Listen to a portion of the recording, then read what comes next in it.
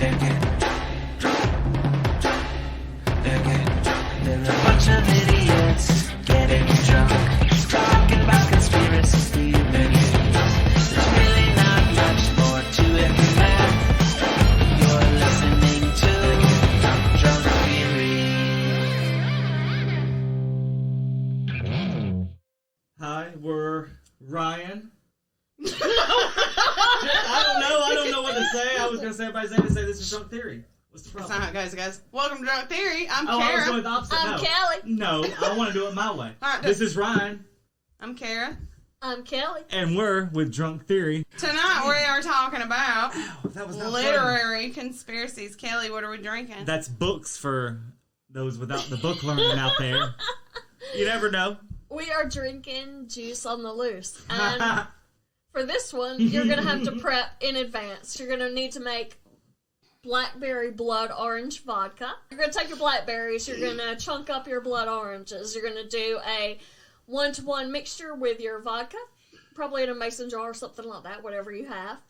You're going to let that sit in the dark for about 4 to 5 days. And then you're going to strain out your fruit. You're going to strain the whole thing through cheesecloth.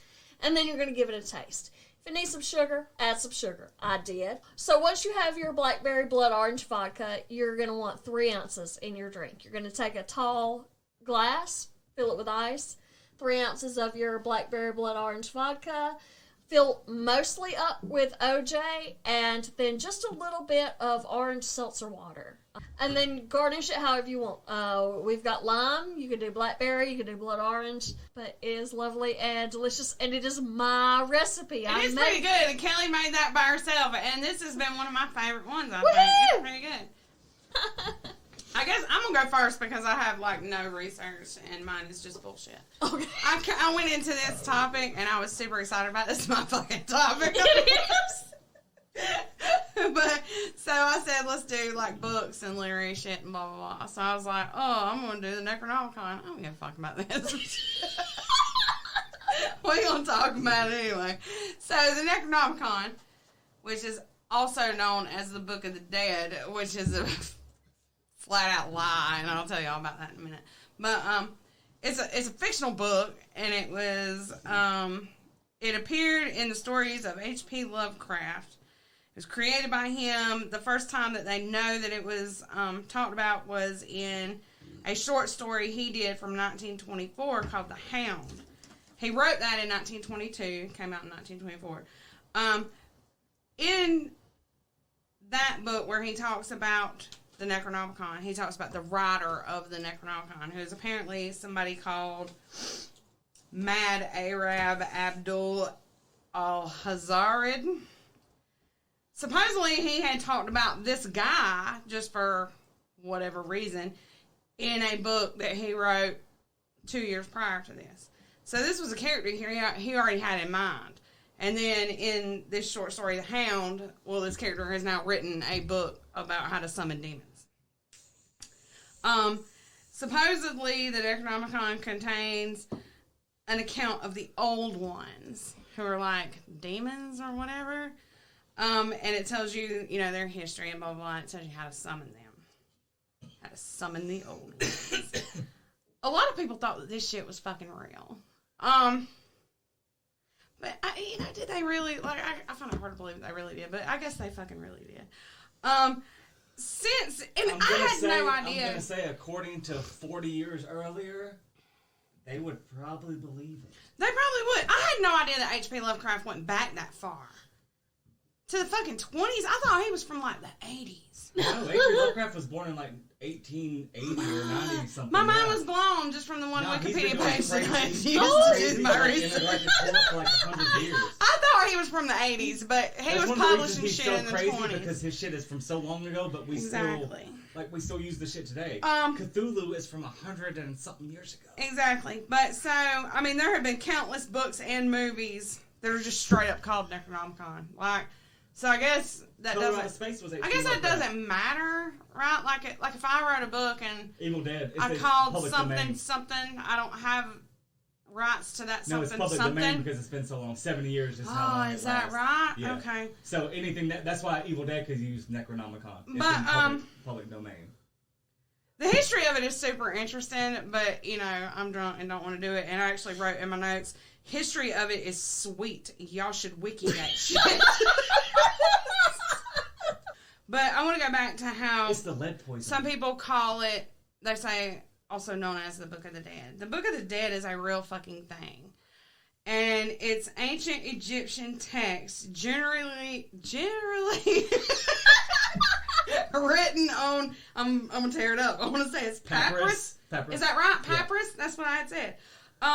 The original name for this translates to either Book of Coming Forth by Day or Book of Emerging Forth into the Light. This is Hey, man. Shut up! I mean, this is a book that was written by many, many, many fucking priests over like 1,000 years, they say. They put this in the burial tomb or whatever they did in Egypt with the dead people. It contains spells and shit to help them in their afterlife. It reminds me of the handbook from the recently deceased. Yeah. But that's what this is. So I don't know who decided to start calling his Necronomicon the Book of the Dead. Because Book of the Dead is a real fucking thing. So y'all stop that and stop doing that. Maybe he named it Necronomicon because it's Latin and it sounds cool. Well, he named it Necronomicon, yeah, but why do people now go, oh, you mean the Book of the Dead? They're not the same. Necronomicon literally translates to Book of the Dead in Latin. Necro is dead. I don't speak Latin. Noma is None of us name, speak Latin. And con is like a collection. So yeah, that's all I got. Wiki that shit. Wiki that shit. That's going to be the name of this episode. Kelly's turn. Is it my turn? I have to go last. I have so much information. Oh, okay. I feel like I have to. So I am doing O.J. Simpson, who wrote the book If I Did It. And I want to hear about this shit. That was eventually released as If I Did It, Confessions of the Killer. And I will tell y'all why it was released differently in a minute. So when I was looking at this, it actually occurred to me that we might have listeners who don't know what fucking happened. I'm going to give a little bit of background on the case, but I'm not going to do a whole in-depth thing because there are true crime podcasts that can do that way better than us.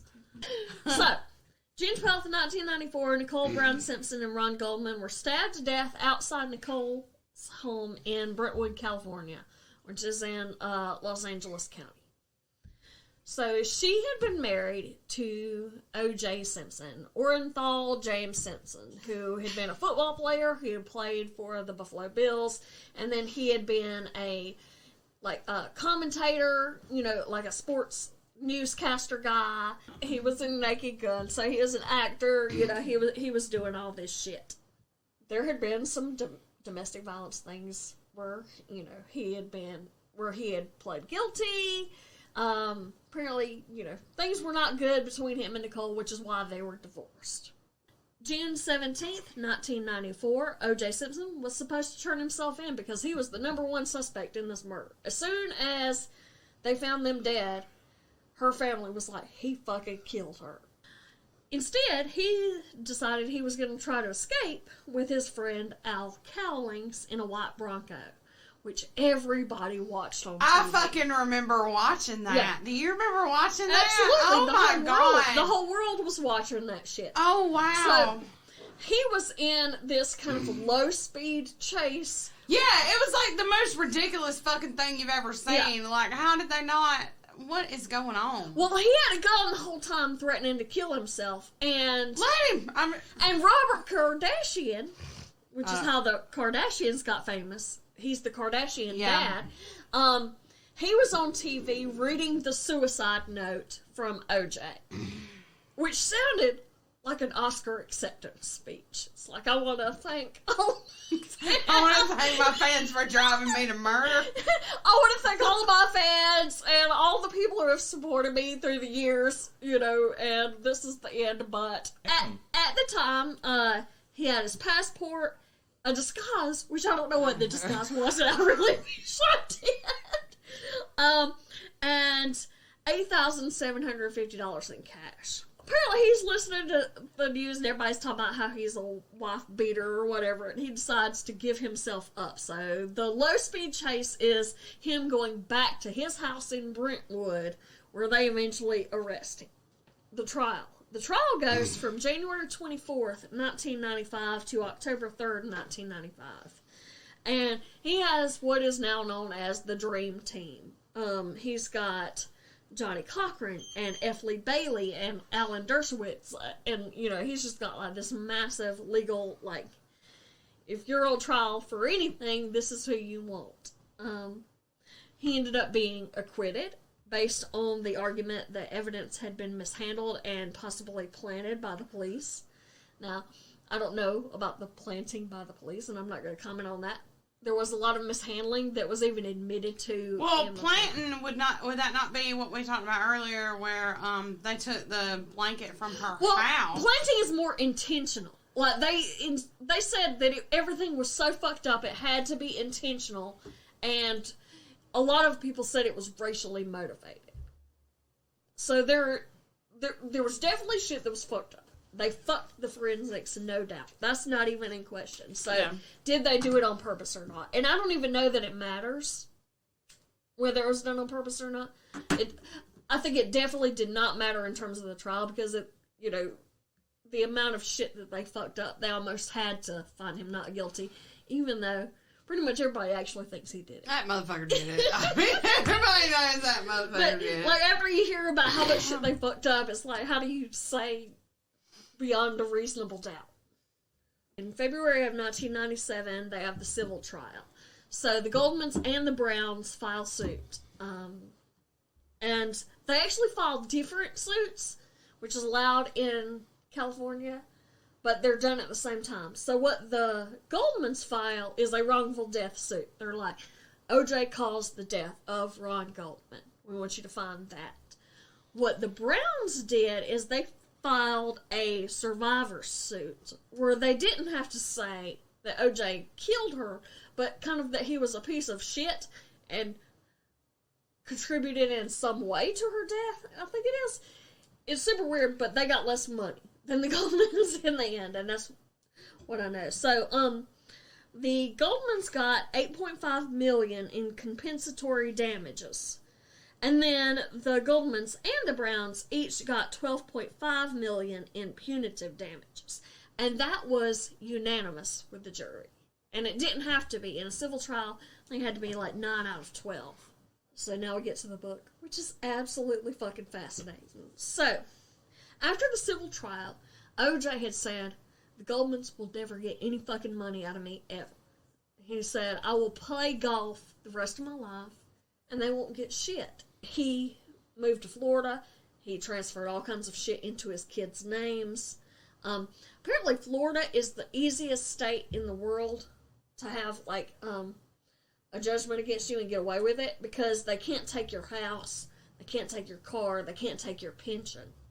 So, the lawyer actually wrote a thing in the book, and he said that if you committed bank robbery in Florida, bought a house with it, they couldn't take your house for restitution. Oh, that's good to know. Yeah. You can still go to jail and all that. But when you get out, your house is going to be there. The house is still there. Like, it is the... Car's going to be there. Yeah, it is like the... What is the average sentence for bank robbery in Florida? I have no idea. But, it's the homestead law, I think that they call it. But, yeah, it was like... So, all... he had all this shit that was safe that they couldn't touch. And then what they might be able to touch, he transferred to his kids. The If I Did It book. They started talking about this in 2006, and it was kind of commissioned by the News Corporation, which is kind of the umbrella where Rupert Murdoch and Fox News and HarperCollins and, like, all of this shit lives. So, they're gonna do the book. Of course, at that time, Nicole's family and the Goldmans were like, no, he can't fucking release a book. We can't, we can't fucking allow this. But he had been acquitted, so they can't really stop him from doing any fucking thing. But them going on TV and all that kind of got up enough outrage to where the news corporation said, we're pulling the book. We're not going to fucking do it, because people are like, it's so shitty, At that point, the Goldman's lawyers started looking into the money because there had been money paid for the book. Money had gone into this corporation, which was Lorraine Brooke Associates, Inc.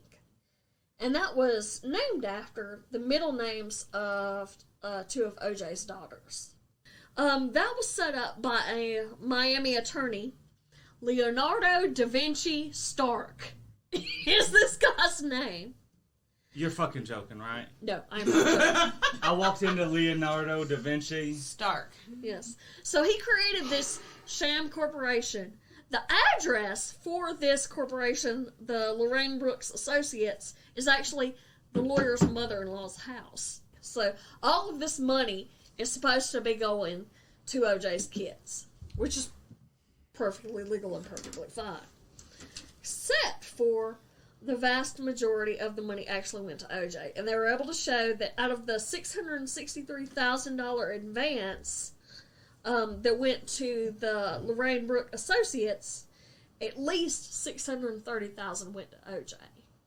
So at that point, the Goldmans were like, hey, he owes us all this motherfucking money. So, he is making money out of this book.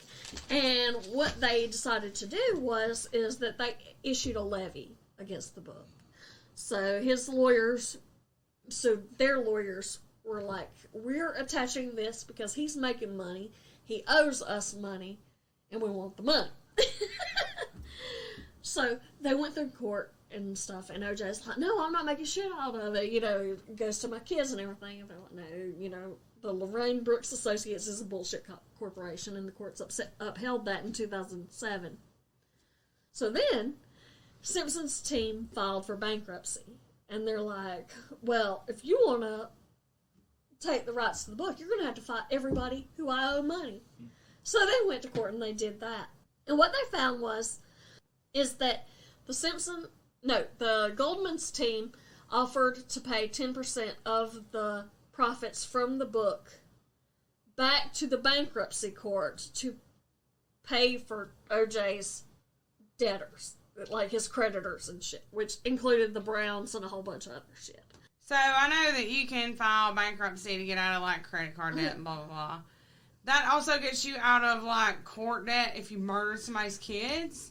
That should not be included in bankruptcy because you know how easy it is to file for bankruptcy? I could file for bankruptcy on my phone right now. Well, it doesn't necessarily get you out of it. It's like all of those people have to go to court and fight for their place. So with the book, the Goldmans had to release it.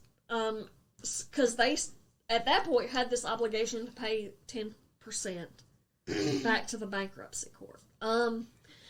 And a lot of people gave them so much shit about releasing the book. So that they wrote a whole chapter about that, and then their lawyer wrote a whole chapter about why they had to do like it that they put that in there. I mean, did they have to put that in there?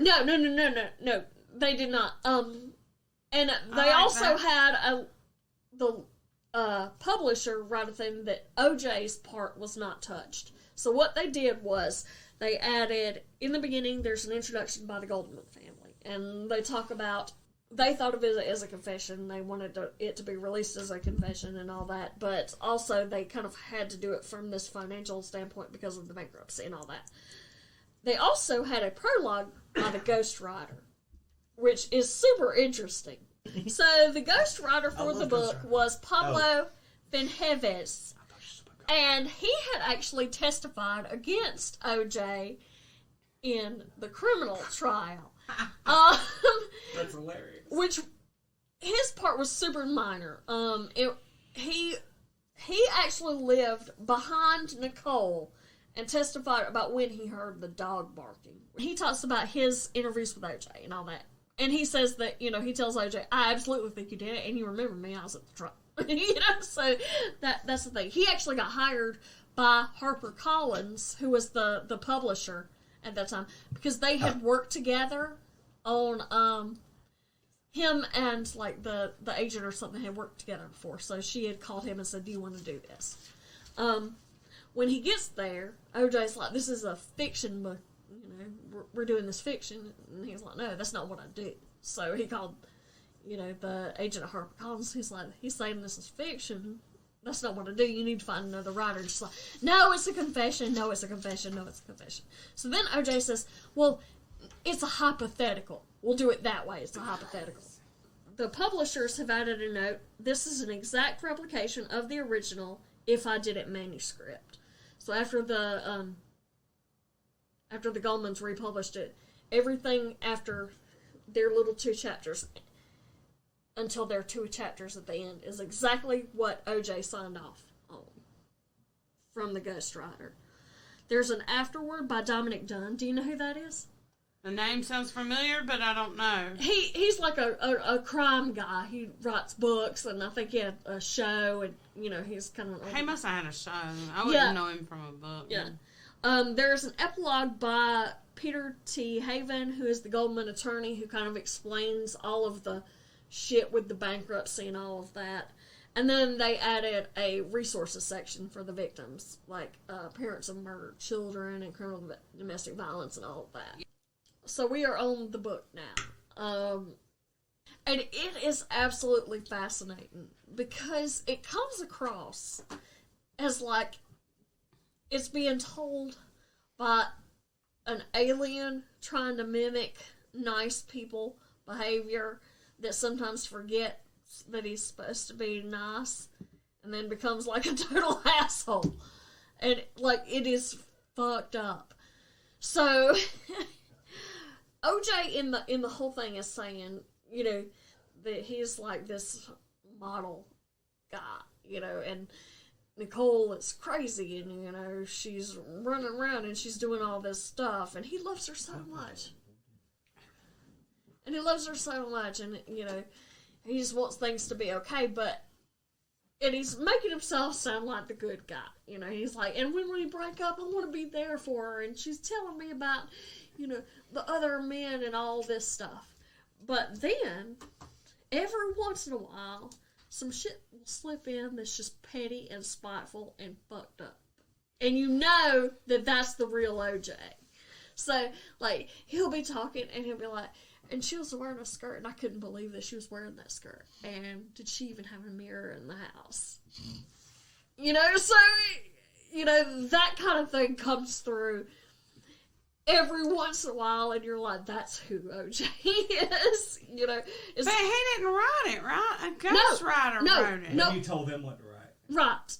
He wrote everything and signed off They on made everything. it sound good, but he wrote... He was like, went to the store, got the goods, and they were like, he went to a local shop and bought... But Yeah. Made it sound eloquent. Yeah, so everything is him, and he had to sign off on everything at the end to say that he was good with it.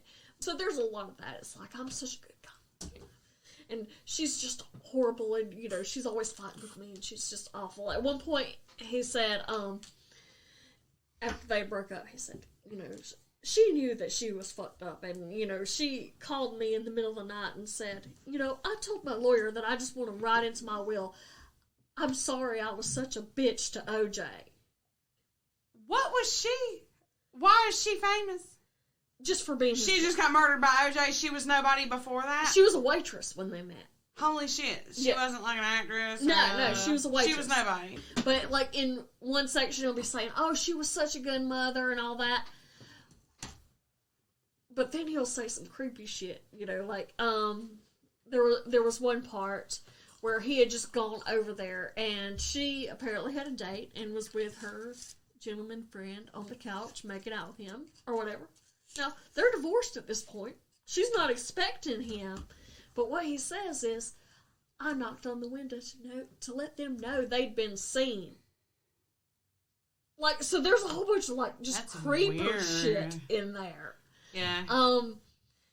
So when we get to the murder, he tells the ghostwriter, he said, I couldn't have done it alone. And he's like, okay, well, who did it with you? And he's like, well, I just can't tell you that. And so the ghostwriter said, well, we'll call him Charlie. So Charlie, apparently, pulls up at OJ's house in the middle of the night. The night of the murder. And he is a dude that OJ kind of just knew from being at. Like, they're not best friends. They're just, kind of acquaintances or whatever. And he says, man, I heard some shit about Nicole that I just thought you needed to know. In the middle of the night. Or whatever. I was in Cabo a few months ago, and I heard some dudes saying that they had done some kinky shit with Nicole and her friend Faye. So, at that point, OJ is livid. Because apparently he has a right to be mad that she's doing kinky shit with some dude, even though they're divorced and stuff. So he's like, come on, man. Come on now. So they get in the car together. And, Charlie's like, what are we going to do, man? And he's like, we're going to scare the shit out of her. And he has a big fucking knife. He's like, we're going to scare the shit out of her. So this is OJ saying, this is what happened that night. So he gets to the house, right? And right when he gets there and he's about to knock on the door, then Ron Goldman comes. And he just automatically assumes that Ron Goldman is some dude that's fucking Nicole. Which he is not. Like, and there's all this, like, stuff about, he's like, she's on drugs. Like, right before the murder when he's getting up to that point. Because the book actually starts where they met. So, the book starts, he's still married to Marguerite, but their marriage is on the rocks. He goes in a diner, meets Nicole. So that's kind of where everything starts. So he gives a multi-year motive on why he murdered her. That's is crazier like one than just chapter in murdering this someone. book. That's weird as shit. And if it was just the murder, that wouldn't have swayed me. It's all the little, like, spiteful That's shit. That's weird as shit, right? He says, like, in there about her, where he's, like, trying to be this, like, knight in shining armor dude, but then says some, like, cringy ass shit. That's what makes me, like, yeah, this motherfucker killed her. Like, I saved her life. I was sure before, but I am absolutely sure now. What the fuck are you talking about? Yeah. Like, yeah, he seems he doesn't seem, he probably is insane as shit. But yeah, it's crazy as fuck. Like, he does not know how real people behave. Because the shit that he is making up is insane. It's like, nobody fucking talks like that. Didn't he get arrested for, like, bootlegging his own shit or something? Oh my god! Someone stole his memorabilia and he... What happened? Tried to get it back at gunpoint. He hired a bunch of people to film and do all kinds of shit. To film him bringing in on these people to steal his shit back, right? All of that happened the day the book released, which the lawyer said that shit can't be coincidence. Question. And one of the dudes that was supposed to be like filming the break-in, like part of his muscle or whatever, said that he was supposed to be paid by OJ signing copies of this book that was supposed to come out that fucking day. He actually went to jail for that. That's kind of all I really had about it. I would like to get y'all's opinion. Like, have y'all always thought he did it? Oh, fuck yeah. That motherfucker did it. That goddamn glove bullshit didn't sway me not one way. He fucking did it. That stupid son of a bitch. He fucking did it. Just gonna eat my fucking... I mean, hold on. We interrupt this broadcast to let y'all know that Ryan just danced in here with Matt's ice cream. It's not mine. I will put it back. No, but I'm about to eat it. No, go at it. To lead up to this discussion, we need porn sound. Of course we do. Okay. Brown chicken, wow, wow. Y'all remember that country song, Brown Chicken, Brown Cow? That wasn't a real song. That was some shit we made up. No, that's a real song. It's Brown Chicken, Brown Cow. No, that was some shit we made up. No, it's a real song. Look it up. Hold on. It's real. No. That's some shit that, like, kids made up. And shit. It's got freckles on it and shit. It's a real country song.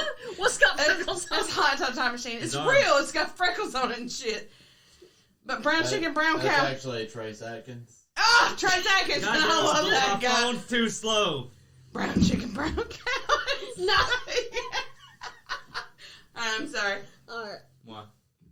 I don't know. I was just, like, cutting off my nonsense, letting you go. Or I could just spend the rest of the show talking about Brown Chicken, Brown Cow. For real, because my mind is blown. I mean, it's just hilarious. Okay, so I am going to say this. Because I just think it's hilarious that everybody just knows that's porn. Everybody knows that. And then for, the redneck, what'd you say, Trace Atkins? I love that guy. I was like, you know what? Brown chicken, brown cow. And I feel like he was drunk outside, probably at a bonfire, probably somewhere in Anderson, South Carolina, with his buddies, and it was a joke, and then he was like, I bet I can make millions. And then he fucking did. Ryan, what are you talking about tonight? I'm talking about a guy named Joseph Smith. He was like, I'm gonna learn to do magic. So one day, he got him a little hat. and he found in this hat, bam, is it a rabbit? Nope. What did he find? A city? Nope. A whole fucking religion this motherfucker found out of this hat. By listening to an angel named Moroni, is apparently the angel name that appeared in his vision. I am 100% serious. An Italian angel named Moroni. And there were. This is what happened. This is what happened. There were buried gold tablets with writing on them that only he could decipher with 2 seer stones. These are stones that translate it for him. And where did he find these stones? In the middle of the woods, because that's where the angel told him to look. Could other people find these stones? No. When he... we're going to get there a little later, but when he went to tell the guy that was translating for him about this, it didn't work out. And then the guy that was translating kind of lost all the pages. So then, like, a couple of years later, he was like, hey, the angel came to me again. But the original plates were lost. So we've got some new ones. And we're going to translate those instead. But only I can look in the hat. And only I can translate the things with the seer stones. That's what he used to translate them. They were magic stones that allowed him to translate. They were magic stones. Also, they allowed him, apparently, to find treasure. But every time he was hired to find treasure, he never found it, and he was booked for fraud for not finding the treasure at one point. So wait. But we're getting there. That was just in New York. This is only the first state that he practiced a lot of fraud. I mean, a lot of religioning in. I don't know what you would call it, but and it's fraud. It was great. No, it was not fraud. It was great. It was prophecy. That's what we're gonna call it. So. This is the story of Joseph A. Smith, the prophet. He was born December 23rd, right near Jesus' birthday, if you believe the official document. December 23rd, 1805, he was born. And he died June 27th, 1844. So, not even 40 whole years. He created a whole religion. Yeah, he did. And this is insane, the fact that he did this before 40. This is fucking crazy. I'm 40 fucking right now. This is bullshit. I don't appreciate it. Hold on. We're going to start a new religion. What you got? Let me put this out there before he finishes his. Do it. I got lots of shit. This is not a religion. This is a fucking cult. And I could start my own cult right now if I wanted to. It's not that hard to start a cult. Did we already decide that we got enough followers to have? We can start a cult. In South Carolina, though, we don't have to have 8 to be a cult. No, it's 8 to be a religion. We can be a cult. I don't care. What is the difference definitionally? Cults have to pay taxes.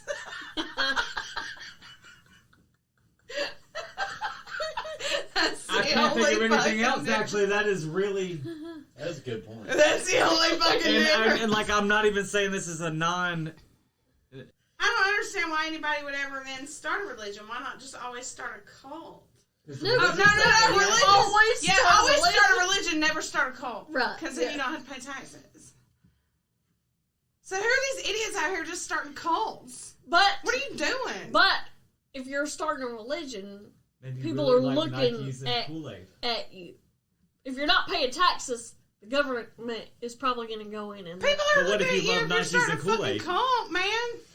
People are looking at you if you're Thank starting you. a cult. I'm looking harder if you're starting a cult than if you're starting a religion. Wait, y'all remember? Oh, did I fuck it up? No, I was laughing at y'all.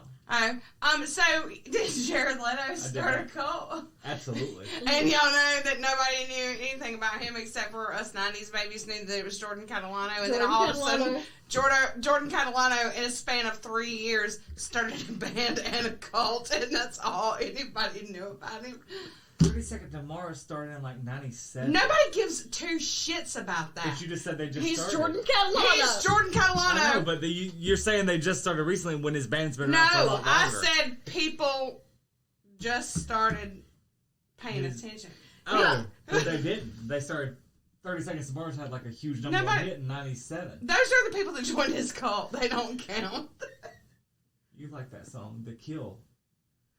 You do too. It's on I'm your sure playlist. I do, but do I know that It's on her Jordan playlist. Catalano? She doesn't... It doesn't... He doesn't get credit if I don't know he's the one that sang it. He gets paid either way. Does he though? Because Yes. I have a monthly subscription. I think they're doing a whole lawsuit now about that. Like they don't get paid for 30 it. Seconds to Mars, Carolina. There you go. Mm. Either way. 30 Seconds to Mars, Don't Orlando. start Whatever. a cult. Start a religion. I need to get Alicia to make a bumper sticker. Yeah. Keep going. What you got? I don't know where I was. Just start over. It doesn't matter. Okay, so this guy, his name's Joseph Smith. He's born December 23rd, 1805, and by the mid 1820s, not mid, well, early 1820s, he had his first real vision in 1820, according to him in retrospect. He was His- born when? 1805, so this would have been Oh, 15. okay. Just like Joan of Arc, right? So her first vision actually was a little bit younger. So I was nothing confused for a crazy. minute. Back I'm good then now. it happens a lot, whatever. So like 15 years he had his first vision. Later he described the visions as, I believe, Jesus and another figure in the Holy Trinity, even though they're supposed to be the same entity, but just in different forms, like on earth and in heaven or whatever. But he saw all of them. I don't know exactly, but he kind of got crazy. And then at one point in 1823, he saw this angel, the angel Moroni, M-O-R-O-N-I. I'm not trying to pronounce it like moron. She just keeps laughing because of that. I'm not trying to. No. I know. I'm trying to point out. I'm not trying to pronounce it It's not you, it's us. rudely.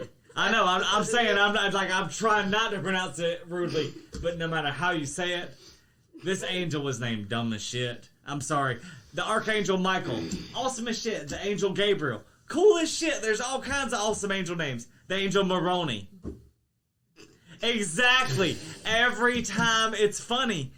You could come up with a better name, but well, I digress. Whatever. So he sees this angel in a vision, and this angel tells him where to find some buried gold manuscript dealio type things. And buried near or with these manuscripts are what are known as seer stones. These allow Joseph Smith to translate the holy message that is written down on here instead of just being told, I guess. Because, you know, God wants to make it super difficult to get his word out there, however he does it. It's like a riddle. It's always bullshit. Like, You really? have to do something Hey, to earn. here's 10 exact commandments. If you don't do them, you go to hell. Ask how you read them. Oh, you have to be translated through an angel named Moroni. Exactly. Every time she laughs. And I know she's going to laugh because I made her. I'm God. I made her, so I know she's going to laugh every time I sing to her this angel named Moroni. And I want her to translate it with 2 random seer stones. Now, can anybody else use these stones or read any of this shit? No. Of course not. Of course not. They It's can't. only for the one But- guy. I will say, after the visions and the basically what these plates transcribed was the ancient American history before anybody landed, anybody come over the land bridge and Native Americans landed here. He had a super ancient manuscript that said Christians have been here like for a whole long time, forever, and like they were, we own this land. So he's gonna just take over, his shit, and he wants to make what is known as an American Zion. Zion is like a Christian, like super peaceful commune cult type deal. Where everybody like is on the commune and everybody gets along and everybody's cool. We don't use money. We all just trade and live together in harmony. That's love bombing, which y'all would have learned about in our cults. Exactly. He wanted a modern day Eden, even though that's not even closely possible with more than 4 or 5 people, because the only way to take something that everybody wants is by force. You can't take something by force if everybody... It's just, it doesn't work. Wait. Just FYI, whatever. No. We're not even going to get into that, but it doesn't work. It doesn't work. So, he translated the plates, released the Book of Mormon, and started a new religion. Now, all this happened during what is known as the Great Awakening. The late 1800s, the Protestants, which is an offshoot of Christianity, had a big religious revival, especially in the South and Southeast, where they did what's known as a revival, even though that's the same word I just used. Revivals are like a big tent, outdoor type dealio, where instead of just a small church where anybody get together, you had hundreds of people Is it like outside. the Mississippi Scroll? Exactly like that. They use what they even described it. They used theatricality and used a lot of emotion in a big tent, like not just tent, but a big it's like a big event. You don't limit it to indoors. You get as many people as possible to convert all at the same time and have like a big thing. And that's what his whole deal was, revivals. So that's like what's going on right now, and he's like right in the middle of this. Hey, I can translate this shit. Y'all can't see it, so it's like a new whole religion. So then at one point, nobody else could see this shit. Everything got lost. So the guy that was translating it lost everything. He didn't have records of it. Like some shit got like fucked up. So he had a new guy start translating new stuff. The old guy started reading some of the new translations, and somehow they were ever so slightly different than what he remembers writing. So Joseph Smith was like,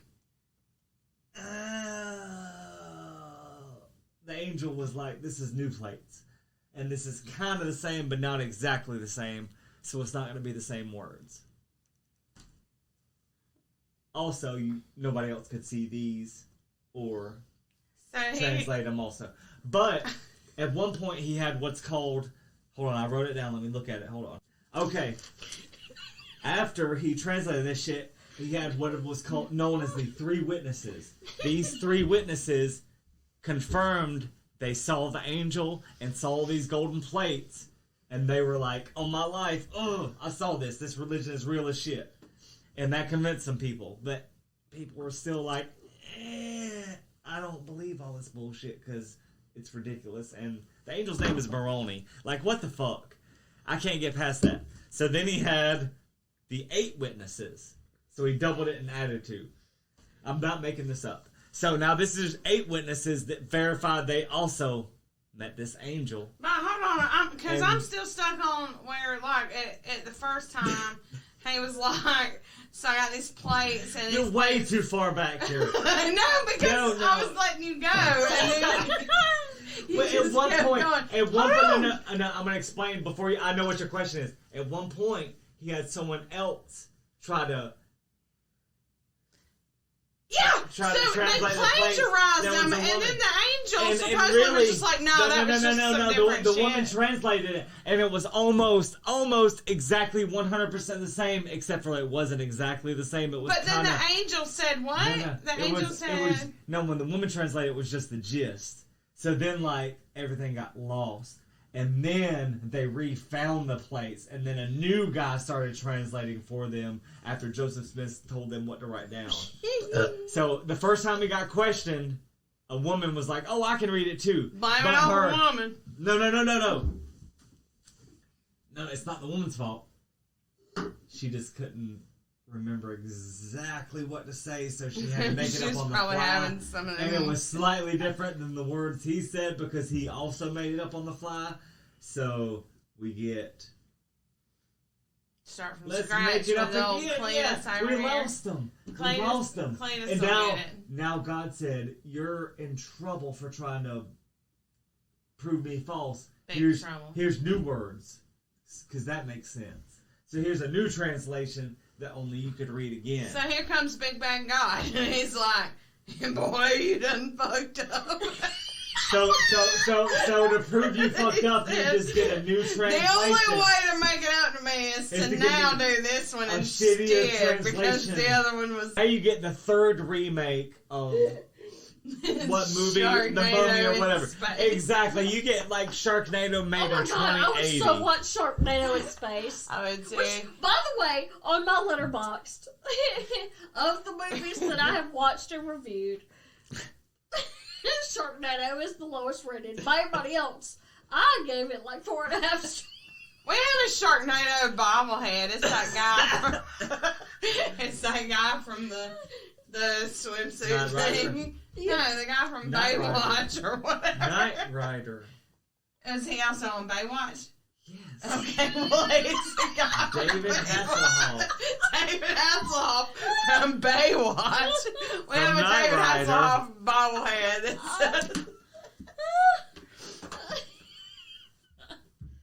you tell people that it's a Knight Rider bobblehead because it's not. I don't. Oh, shit. But you have to like Knight Rider wasn't a thing. I don't know about Knight Rider. Alright. So we've barely gotten into this. Yeah. So he finds the golden plates, finds the whole Christian history of America. So Christians have been here forever. It's a whole big thing. And in 1830, he published the English translation of the plates called the Book of Mormon.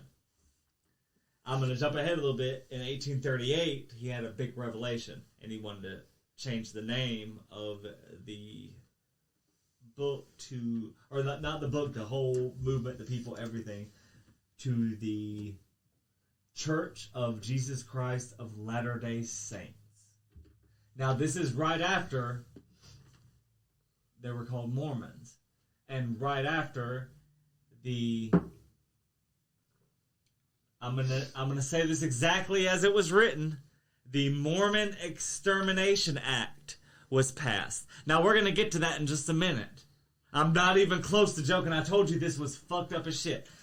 He translated all this shit, got a little bit of following because revivals were a thing, Protestant religions were a thing. There were a lot of offshoots. There's a lot of things going on. Third Day Adventists, Mormons. There's a whole lot of religions being started. They're kind of Christian, Catholic, and just offshoots, and some are crazy, some aren't, a lot are, whatever, everyone, just whatever you want to say. So, the Church of Jesus Christ of Latter-day Saints was known as Mormons because they followed the Book of Mormon.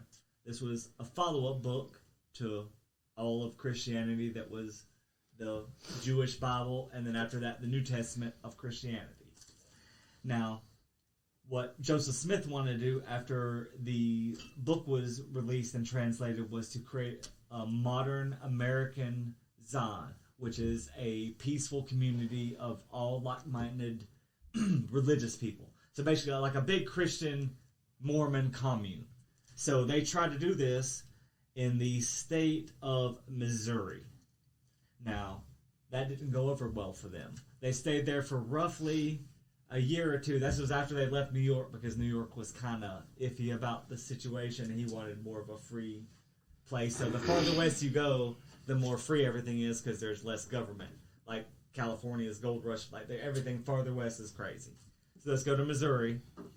And it works well for a little while, but he gets really popular in local government and in a lot of places because everyone votes for him because they're the same religion he is, not because they like his ideas. And the local people were like, fuck this dude. He just came in and took over everything because everybody voted for him because they all moved here at the same time. So the Mormons just flouted locals, flouted all the local laws. They didn't pass laws they wanted. They just did whatever they want, which includes polygamy, multiple wives. And I'll say this, not Joseph Smith, but the second leader of the Mormon Church, Brigham Young, had 55 wives and 56 children. So there you go. No shit, they're like, just fuck it, we'll do whatever we want. Get elected a local government. They also don't pass laws to do what they want, but do what they want without the laws. And then eventually, Joseph Smith passes martial law because the locals were fucking with his guys so much, or people so much. He was like, martial law, without the power to do it. So Okay, I was just about to say, yeah, this is crazy as shit. This. So now the That's state, like citizens arrest. yeah, so the state calls in the state militia, and he has a whole bunch of people create their own militia, and so Missouri creates, and I'm not even joking, like I said, the Mormon Extermination Act. Now, extermination was meant at the time, the definition for it was meant to be leave the location you're at. Not kill everybody, but leave where you're at.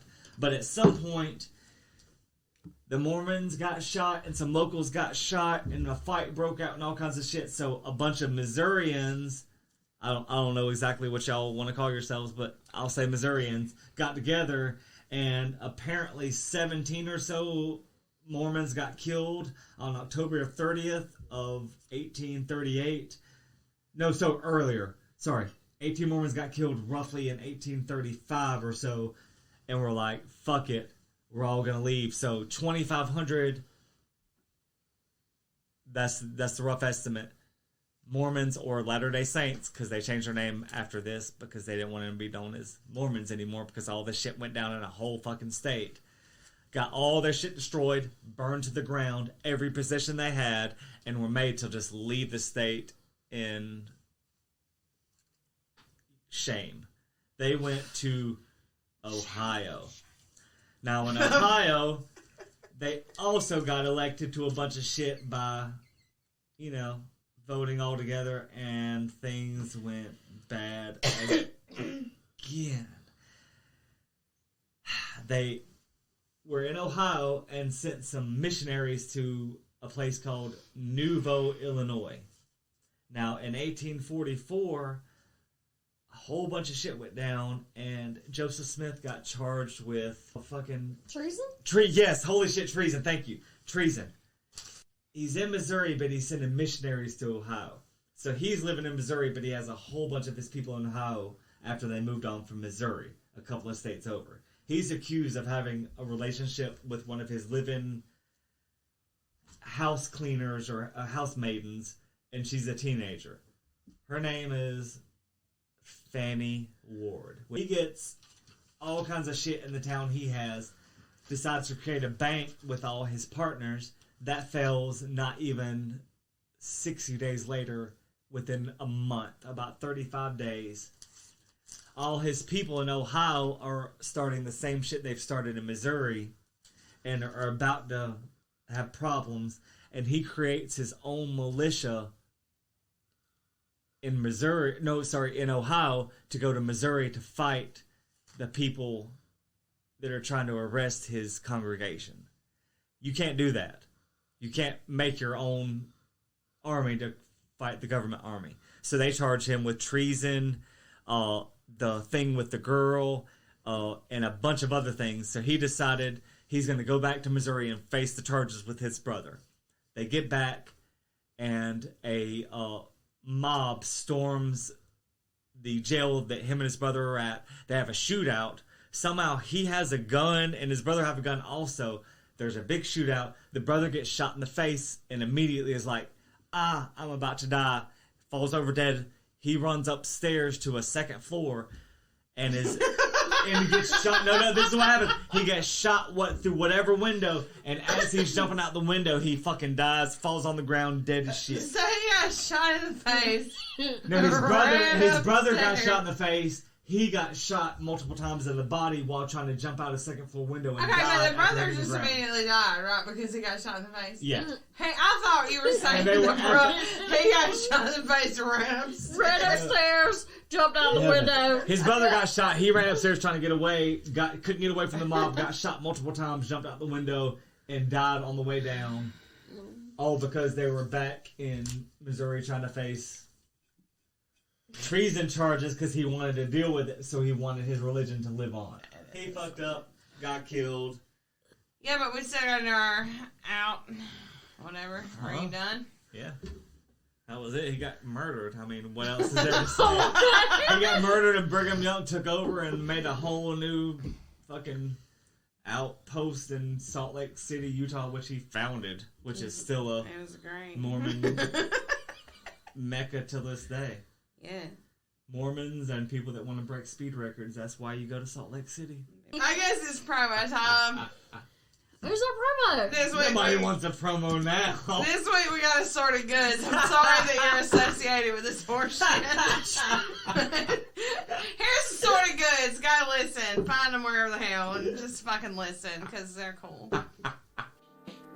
You ever wish you could learn just a bit more about the world, but have no idea where to start? Well, I know how you feel. And that's what the Assorted Goods podcast is here for. Join Dan, me, a bad student turned curious mind who's just trying to get a tiny bit smarter as he gets a little older. Every episode I pick a big topic or idea, do a little research, see what I find, and then I pass it all along to you.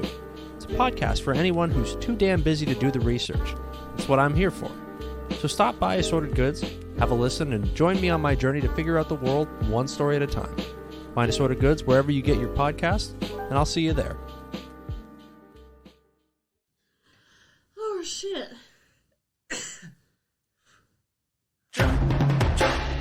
They're getting